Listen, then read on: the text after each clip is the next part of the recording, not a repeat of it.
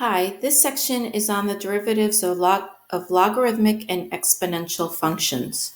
So before we practice taking derivatives of these functions, let's remember that logarithmic and exponential functions have a relationship with each other. So every logarithmic function can be rewritten as its inverse exponential function. So if you have y equal to log base b of x, that is can be rewritten as x equal to b to the y. When your base is equal to e, that's what we call a natural log. And usually when we're taking the derivatives of logarithms, it will be based on a natural logarithm. And that's written with this notation, ln of x. That means the natural log of x, which is a log base e. And then rewriting it as in an exponential form, I have x equal to e to the y because e is the base. With logarithms, we also have logarithmic laws or properties, and that's these three right here. These are not derivatives. These are laws that only apply to logarithmic functions. And so the first one is if you take the log base b of x to the n, that is equivalent to n times log base b of x. The second one says that if you take the log of a product, that is equivalent to the sum of the logarithms. And the third one, the quotient law, says that if you take the log of a quotient, that's equivalent to the difference of the logarithms of the numerator minus the denominator. Other things to remember about your natural log is that when you take the natural log of 1, that's equal to 0. The natural log of e is equal to 1. E to the ln of x, because e and ln are inverse functions, that is just equal to x.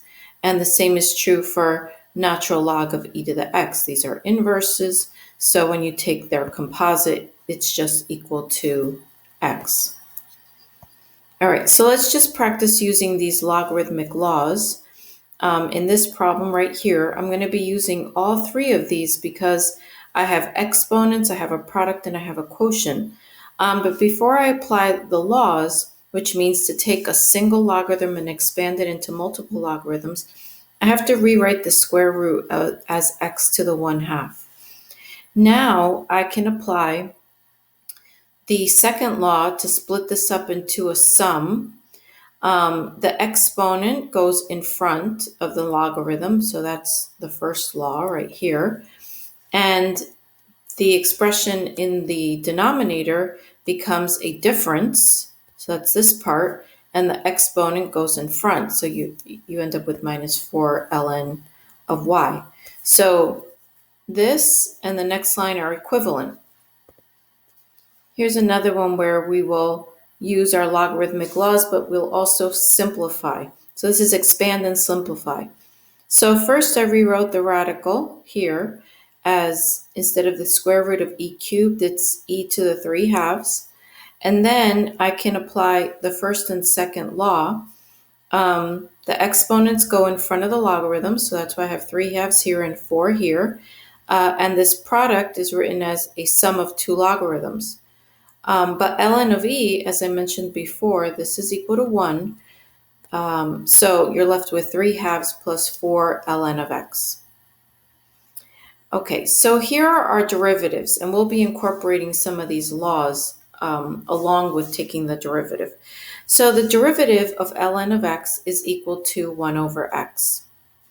But if you're taking the derivative of a logarithm with a different base, there's a change of base formula which says that the log base b of x is equal to ln of x over ln of b. And since ln of b is just a number, it becomes 1 over ln of b becomes the coefficient of ln of x. So the derivative is associated with this one. It's 1 over x times 1 over ln of b, so you get 1 over x ln of b. So 1 over x times the coefficient.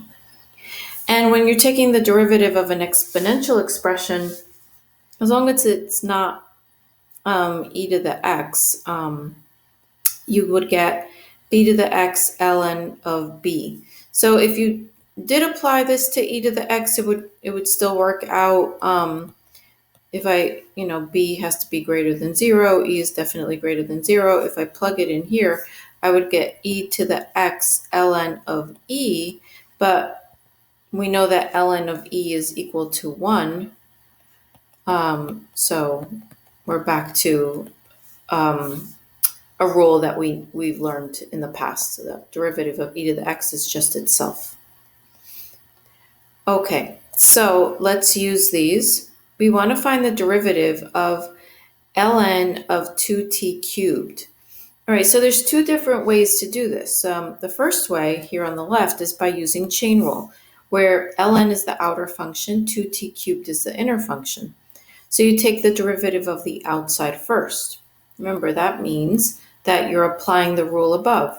So that's the first part is 1 over 2t to the third times the derivative of the inside. And the derivative of the inside is 6t squared. But then when you simplify the 2 and the 6 and the t's, you end up with 3 over t as your derivative. Another option is what you see here on the right, and that is to first rewrite this using the logarithmic laws into a sum of two logarithms, and the exponent goes in front of the second logarithm. So f of t can be rewritten as ln of 2 plus 3 ln of t. But the derivative of ln of 2 is 0 because ln of 2 is a number. And this is just 3 times the derivative of ln of t. And we know that's equal to 1 over t. So you're left with 3 over t as an answer. So you get the same answer either way. All right, so now let's take the derivative of ln of e to the x 3x. So in this case, it is definitely easier to use the second method that I just applied above to this one so that I can split these up into a sum of different logarithms. If I use chain rule, I would have an outer function of ln. My inner function, I'd have to use product rule. So sometimes it gets a little bit more complicated if we don't apply our laws first. So I'm going to apply the laws first, which means I'm going to rewrite e to the x, the 3 and the x as 3 separate logarithms that are being added together. That's the second law, your product law. And then I know that ln of e to the x, well, that's just x, because again, this is a composite function of two inverses. And so this is still your function y. So now I'm ready to take the derivative. The derivative of x is 1. The derivative of ln of 3 is 0 because it's a constant. And the derivative of ln of x is 1 over x. So I get that y prime is equal to 1 plus 1 over x. So if you apply the log laws first and then take the derivative is much simpler. Okay, so here's another one with a different base. This is log base 2 of x to the third. So the first thing I did was I used my log laws and I put the 3 in front. So I have 3 log base 2 of x. But I know that log base 2 of x can be rewritten with a change of base formula as ln of x over ln of 2. So 3 over ln of 2 is the coefficient of ln of x. So when you take the derivative, it's just the derivative of this times the coefficient. So you're left with 3 over x ln of 2. Okay, here's another with a different base. I want to evaluate the derivative of y equal to log base 5 of x plus 1 at x equal to 3. So again, remember the change of base formula says that log base 5 can be written like this as ln of x plus 1 over ln of 5. So when I take the derivative, it's the derivative of ln of x plus 1, which is 1 over x plus 1, times the derivative of the inside, which is just 1, and the coefficient is 1 over ln of 5. So that's why that's there in the denominator. So now I'm ready to plug in 3. And so you get 1 over 4 ln of 5 as your derivative value. Okay, here's another. I want to find dy dx for y equal to x squared ln of cosine of x. Here you have to use product rule because I have a variable expression x squared being multiplied by the natural log of cosine. Here, when I take the derivative of that part, it will be chain rule where the outer is ln and the inner is cosine. So my f is x squared and my f prime is 2x. My g is ln of cosine of x, and my g prime, it's the derivative of natural log, so that's the 1 over cosine, times the derivative of cosine, which is negative sine. And if you simplify g prime, negative sine over cosine is equal to negative tangent of x. So now I applied my product rule. I did f g prime plus f prime g, and if you just put that negative in front, this one here, that's a negative 1, you're left with a final answer of negative x squared tangent of x plus 2x natural log of cosine of x. Okay, so here we're going to find f prime of theta for f of theta equal to the tangent of the natural log of theta. And this is only true when theta is greater than 0 because the domain of natural log is greater than 0. So again, you have to use chain rule. We start with the outside. It's the secant squared of natural log of theta times the derivative of the inside, which is 1 over theta. And so when you write that in a different way, you get secant squared of the natural log of theta over theta. Okay, so here we have to find the slope of the tangent line to y equal to ln of t raised to the 5th power, and we're going to evaluate it at t equal to e. So I can't apply my logarithmic laws because it's not ln of t to the 5th. If that was the case, I could write it as 5 ln of t. This time the entire function is raised to the 5th power, so I do have to use my chain rule.